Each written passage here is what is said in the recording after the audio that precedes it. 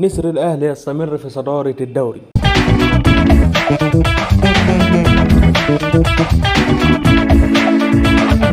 السلام عليكم ورحمة الله وبركاته. ازيكم عاملين ايه؟ يا رب تكونوا بخير. النهارده هنتكلم مع بعض عن كل التفاصيل اللي حصلت في مباراة الاهلي امام انبي والزمالك امام الداخلية. بس قبل ما نبدا يا ريت تنزل تشترك في القناة وتفعل الجرس عشان يوصلك كل جديد وتعمل لايك للفيديو. يلا بينا نخش في الفيديو. النهارده الاهلي يفوز على انبي بنتيجة 2-0 ويستمر في صدارة الدوري. سجل اهداف المباراة محمد مجدي قفشة واليو ديانج، وبصراحة هدف اليو ديانج هدف عالمي، واليو ديانج هو نسر مباراة الاهلي امام انبي. على الطرف الاخر الزمالك يتعادل مع الداخلية في اواخر الدقايق. الزمالك يتعادل في الدقيقة 95 من الوقت المحتسب بدل من الضائع عن طريق محمد عبد الغني من ضربة ركنية، ليصبح الأهلي في الصدارة بفارق 4 نقاط عن نادي الزمالك. وفي حال فوز فيوتشر على سيراميكا كليوباترا يوم السبت هيصبح الزمالك في المركز الثالث وفيوتشر في المركز الثاني. طيب نقول كده أخبار الدوري المصري النهاردة وبعدين نخش نتكلم في مباراة الأهلي أمام إنبي ونقيم اللاعبين في آخر الفيديو. نبدأ كده بالنادي الأهلي ونبدأ بالصفقات ونتكلم في صفقة عبد العزيز يعقوبو. اللاعب كان خلاص اجى مصر وكان قرب اللي هو يخلص مع النادي الاهلي كل اجراءاته وينضم للنادي الاهلي، لكن النادي الاهلي اوقف الصفقه لحد ما يتاكد،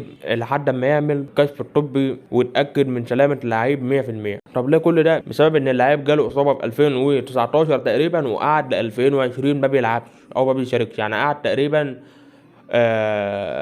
سنه وثلاث شهور ما بيلعبش. فالاهلي كان عاوز يتاكد اللعيب هيبقى كويس ولا هيتعرض لاصابات كتير. عملوا له النهارده كشف طبي ثالث غير امبارح. امبارح كانوا عملوا له 2 كشف طبي، ولكن النهارده قرروا يتاكدوا ويعملوا اخر كشف طبي، وهو الكشف الطبي الاخير ده هو اللي هيحدد اللعيب هيبقى موجود مع النادي الاهلي ولا لا. بنسبه كبيره لو اللعيب اكتشف الكشف الطبي الاهلي هياخده على سبيل الاعاره لمده 6 شهور مع تفعيل بند الشراء. ليه؟ لان لو لعيب الاهلي خده لمده 6 شهور وحس اللي فيه اللي اللعيب بيصاب كتير او كده هيمشيه، وده الصح، ده الصح من وجهة نظري. اما لو الاهلي لا اللعيب كويس وبيشارك كويس وبيلعب كويس ومفيش اصابات الحمد لله، هيقوم الاهلي مفعل بند الشراء. ولحد اللحظه دي الاهلي لسه ما اعلنش عن صفقه عبد العزيز يعقوبو او عزيز يعقوبو. تمام، نخش بقى صفقه كريستو وننهي كل الحوار عن كريستو. كريستو ودع لاعبين النهارده وامبارح وخلاص بشكل رسمي هيكون متواجد بكره بنسبه 100%، هيكون متواجد بكره في القاهره. دي كده صفقه كريستو، وكده دي اول صفقات النادي الاهلي محمد الضو كريستو.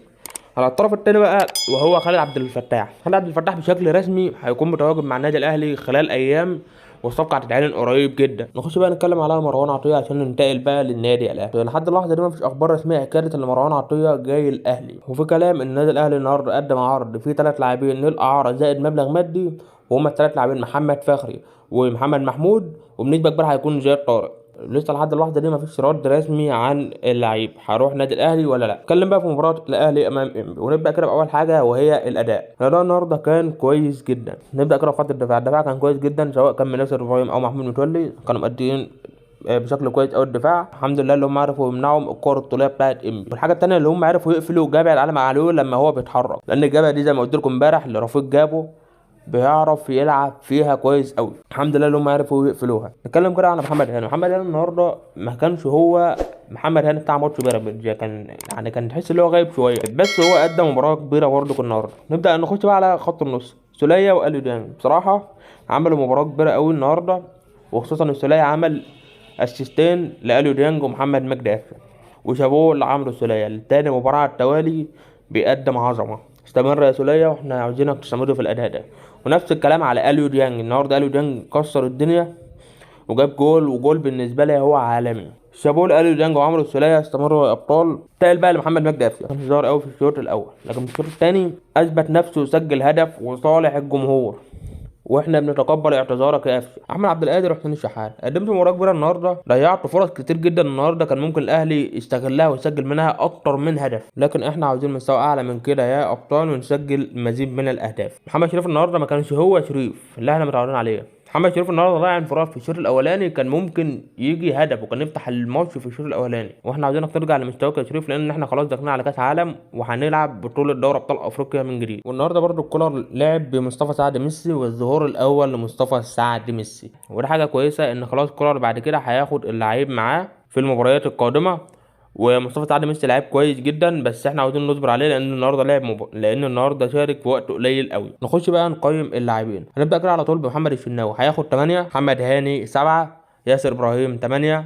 محمود متولي 8. علي معلول 8. اليو ديانج 9.5. عمرو السولية 9. محمد مجدي قفشه 8. احمد عبد القادر 7. حسين الشحات 7. محمد شريف 6. النهارده برضو بيراميدز قدم باتشيكو، وامبارح الكابتن اسامه نبيه قدم استقالته من منصب المدير الفني، وخلاص الكابتن اسامه نبيه ما هيبقاش موجود مع فيريرا. وبس كده، ودي كل احداث النهارده، وبكده كنا وصلنا لنهايه الفيديو. شكرا، مع السلامه.